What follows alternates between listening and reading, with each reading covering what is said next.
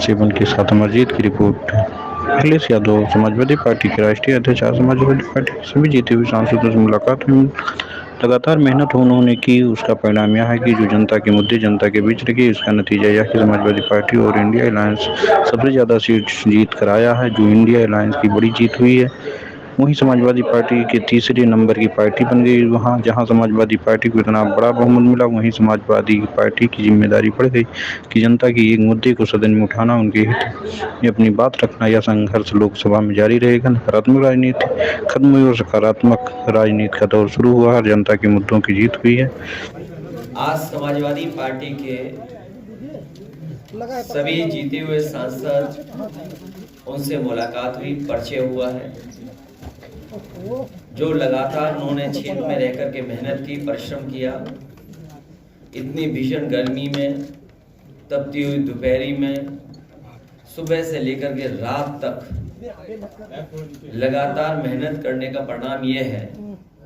और जो उन्होंने जनता के मुद्दे जनता के बीच में रखे, उसका परिणाम है कि आज समाजवादी पार्टी और इंडिया अलायंस सबसे ज्यादा सीटें जीत करके आया है। जहां इंडिया अलायंस और पीडीए की रणनीति की जीत हुई है, वहीं समाजवादी पार्टी देश के तीसरे नंबर की पार्टी बन गई है। जहां पार्टी को इतना बड़े पैमाने पर जनता का समर्थन मिला है, वहीं समाजवादियों की जिम्मेदारी बढ़ गई है। जनता की एक एक बात, जनता की समस्याओं का उठाना, उनके हित में अपनी बात रखना। समाजवादियों का लगातार संघर्ष रहेगा लोकसभा में, जिससे ज्यादा से ज्यादा जनता के बीच में और उनके लिए सेवा कर सकें। यहाँ दो तरह के भारतीय जनता पार्टी की सरकार में सांसद हुए। एक जो जिनको सर्टिफिकेट मिल गया है,